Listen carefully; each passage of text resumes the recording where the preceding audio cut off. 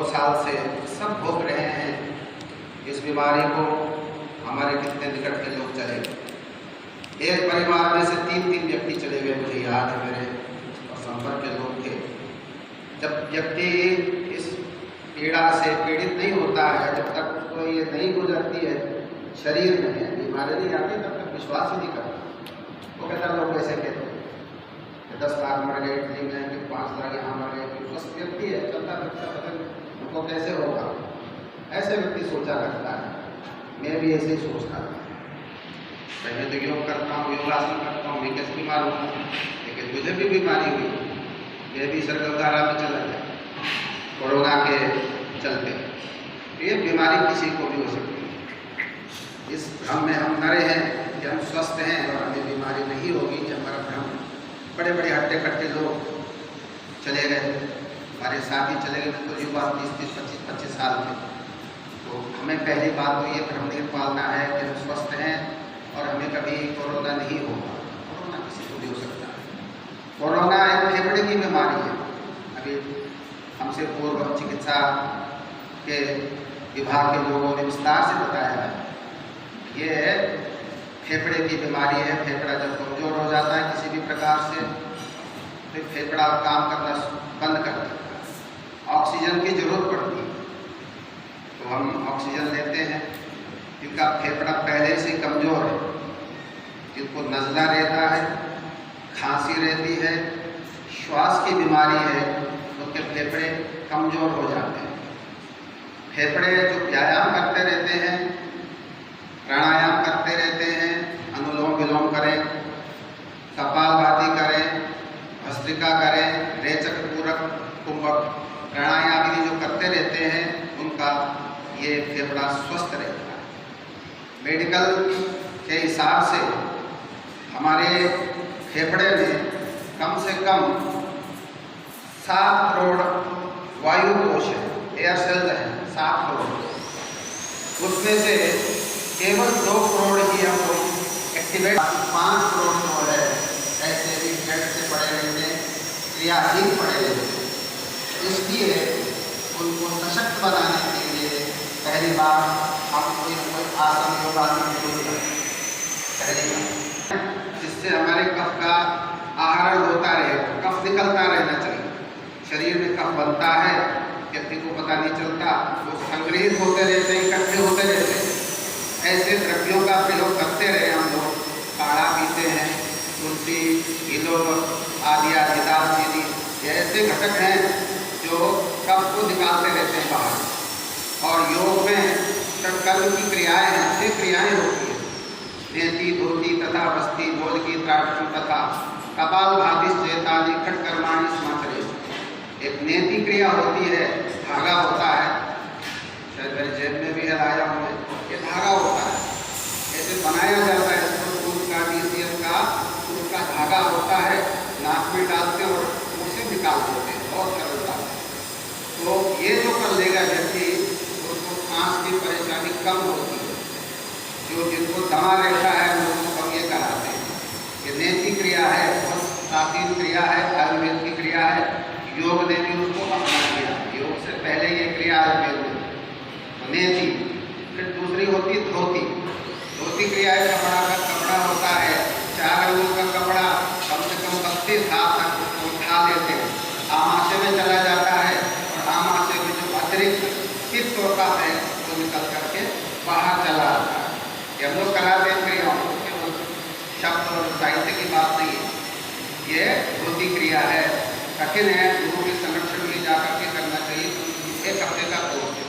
जिनको दमा रहता है, नज़ला, खांसी आदि, जिनको कोढ़ तक भी है, जिनको चर्म रोग है, वो भी इससे ठीक होते हैं। यह है धोती, नेति धोती। बस्ती क्रिया है और किस्म की, त्राटक है, कपालभाति है, न्योली है, ये 6 क्रिया हैं। तो ये शरीर शोधन के लिए, घट शोधन के लिए बहुत जरूरी है। प्राणायाम है, नाना प्रकार के प्राणायाम है। प्राणायाम को करते रहे हम लोग, भस्त्रिका करते रहे, अनुलोम विलोम करते रहे, तो हमारा ये फेफड़ा मजबूत रहेगा। और खान पान में जड़ी बूटियों का प्रयोग करेंगे, तुलसी का प्रयोग करेंगे, गौमूत्र का प्रयोग करेंगे, तब भी कफ का निस्सारण होगा और हमारी जो बीमारियाँ हैं स्वतः ही दूर होगी। तो ये कुछ उपाय हैं योग के द्वारा, आयुर्वेद के द्वारा हम इनसे अपनी इम्यूनिटी पावर को सबल बना सकते हैं, अपनी रोग निरोधक जो शक्ति है उसको बढ़ा सकते हैं। इसके साथ साथ में ध्यान की बात कही गई, संकल्प शक्ति। बीमारी हो जाए तो आदमी डर जाता है, मुझे कोरोना हो गया शायद मैं बचूंगा नहीं। हॉस्पिटल में जाते हैं तो देखते हैं आसपास के वो मर गया, वो मर गया, वो मर गया, चारों तरफ मरते हुए जाते दिखाई देता है। तो स्वस्थ व्यक्ति भी जो थोड़ा बहुत इफेक्टेड है वो भी हिम्मत हार जाता है और वो भी जीवन से हाथ धो बैठता है। तो ये सबसे पहली बात यह है कि हम संकल्प शक्ति को दृढ़ रखें कि हमें कोई रोग नहीं होगा। हम श्वासों पर अपने ध्यान को केंद्रित करें, गहरी गहरी सांस लें, मूलाधार तक सांस, लंबी सांस लें। हमेशा लंबी सांस लेगा तो रोगों को दूर भगाएगा।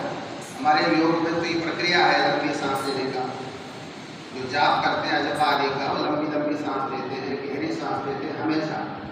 इससे भी बीमारियां दूर होती हैं, मन आपका ताकतवर बनता है, संकल्प युक्त बनता है।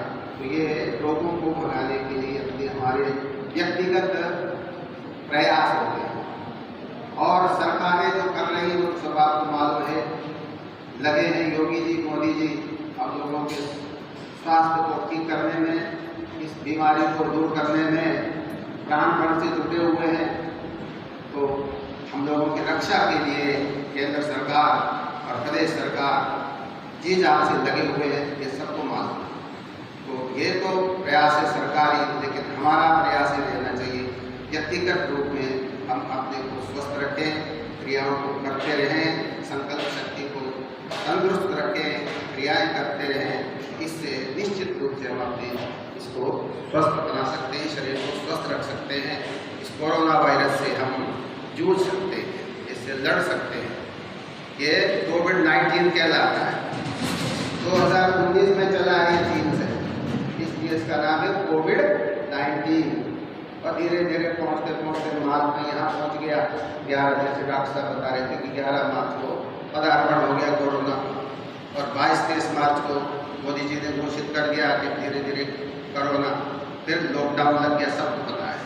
तो परिचय की जरूरत नहीं हम लोगों की, कोरोना क्या होता है सबको पता है। सब बंद हो गए थे, 4-4, 6-6 महीने के लिए सब घरों में बंद हो गए थे। कोरोना का परिचय हमें अपने आप मिल गया कि बहुत खतरनाक बीमारी है, इससे बचें, इससे हम बच नहीं पाएंगे यदि हम इधर उधर घूमेंगे। तो हम सब ने पालन किया निर्देशों का सरकार के, हम लोग बचे रहे। हमारी सरकारों ने बहुत प्रयास किया, जी जान से लगे रहे। हमारे योगी जी दिन रात लगे रहे। बीच में ऑक्सीजन की कमी हो गई थी, इस वर्ष के प्रारंभ में ही ऑक्सीजन की कमी से लोग बहुत सारे मर गए। और ऑक्सीजन का पता उसी को होता है, ऑक्सीजन क्या चीज़ है, कितनी जरूरी है, इसको ये पीड़ा अनुभव करना पड़ता है। इसको ये पीड़ा होती है ऑक्सीजन की कमी से, क्या छटपटाहट होती है, क्या तकलीफ होती है, मरने जैसी स्थिति होती है और धीरे धीरे मूर्छा आ जाती है ऑक्सीजन की कमी से।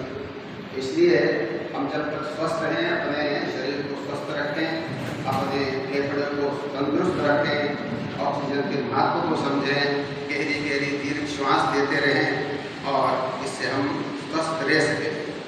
बस इस अवसर पर मैं ब्रह्मदीप दिग्विजयनाथ जी के 52वीं पुण्यतिथि पर एवं राष्ट्र संत महंत अभेद्यनाथ जी महाराज के 7वीं पुण्यतिथि पर अपनी श्रद्धांजलि व्यक्त करता हूँ। धन्यवाद। बहुत बहुत धन्यवाद।